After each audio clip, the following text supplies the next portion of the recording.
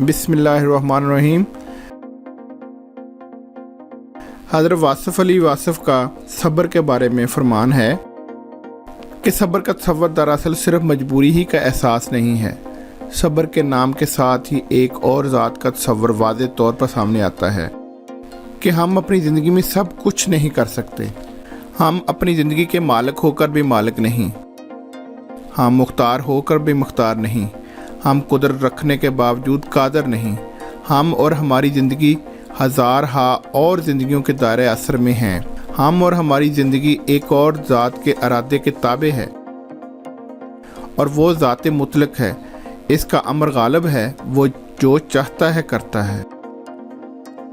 हमारे साथ, हमारी ज़िंदगी के साथ, हमारे ज़ाहिर के साथ और हमारे बातिन के साथ, हमारी तन्हाई के साथ, हमारे गिरदो पेश के साथ, हमारे वालिदैन के साथ, हमारी औलाद के साथ, हमारे हर ख्याल के साथ।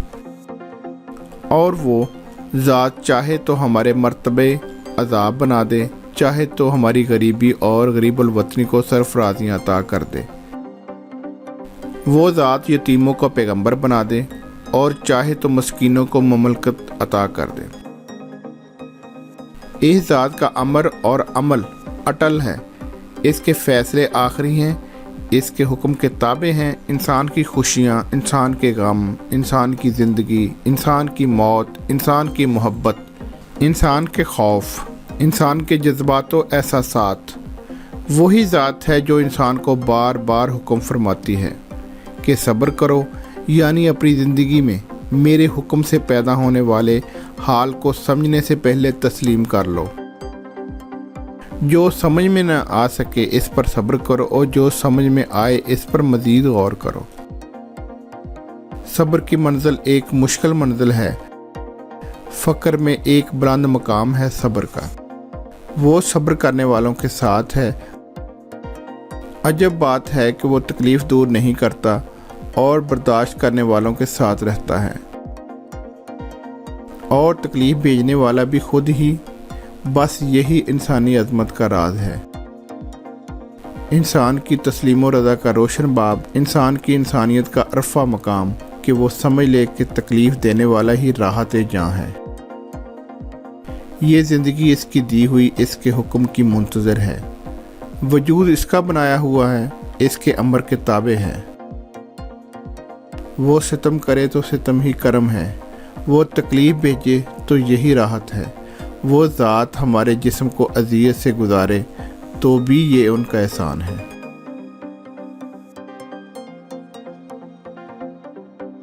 सब्र करने वाले इस मकाम से आशना कर दिए जाते हैं कि तकलीफ़ देने वाला ही सब्र की तौफीक दे रहा है।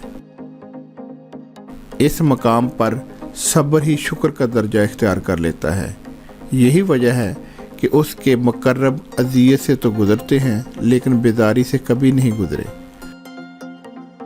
वो शुक्र करते हुए वादी अज़ियत से गुज़र जाते हैं। दुनियादार जिस मकाम पर बेदार होता है, मोमिन इस मकाम पर सब्र करता है। और मोमिन जिस मकाम पर सब्र करता है, मुकर्रब इस मकाम पर शुक्र करता है, क्योंकि यही मकाम वसाले हक़ का मकाम है। तमाम वासलीन हक़ सब्र की वादियों से बतस्लीम व रज़ा गुज़र कर सजदा शुक्र तक पहुँचे। यही इंसान की रिफ़त है, यही शान अबूदियत है कि इंसान का वजूद तीरों से छलनी हो, दिल यादों से ज़ख्मी हो और सरे न्याज सजदा में हो कि ए खालिक, मुझे इस्तिकामत की मंज़िलें अता करने वाले, मुझे तस्लीम व रज़ा की मराज अता करने वाले, तेरा शुक्र है, लाख बार शुक्र है कि तूने मुझे चुन लिया, अपना बंदा बनाया, अपना और सिर्फ अपना। तेरी तरफ से आने वाले हर हाल पे हम राज़ी हैं। हम जानते हैं कि हम और हमारी ज़िंदगी बेमसरफ और बेमकसद ना रहने देने वाला तू है, जिसने हमें ताजे तस्लीम व रज़ा पहनाकर अहले दुनिया के लिए हमारे सब्र का ज़िक्र ही बाइस तस्कीन रूह और दिल बनाया। बेकसी की दास्तान बनने वाले अमाम अली मकाम बेकसों के लिए चारा साज हैं। یہ داستان اہل علم کے لیے نہیں، اہل نظر کا مقام ہے، اہل صبر کے لیے، اہل شکر کے لیے، ان کے لیے جو ہر حال پر راضی رہتے ہیں۔ جن لوگوں پر اس کا کرم ہوتا ہے ان کی آنکھیں تر رہتی ہیں، ان کے دل گداز رہتے ہیں، ان کی پیشانیاں سجدوں کے لیے بےتاب رہتی ہیں، ان کے ہاں تکلیف رہتی ہے لیکن ان کی زبان پر کلمات شکر رہتے ہیں۔ مقامات صبر کو مقامات شکر بنانا خوش نصیبوں کا کام ہے۔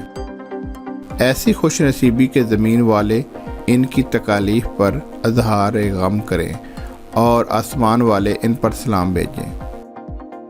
صبر والوں کی شان نرالی ہے، ان کا مقام قوی ہے، ان کے درجات بلند ہیں، ان کے جسم پر پیوند کے لباس ہیں اور ان کے در پر جبریل جیسے غلام ہیں۔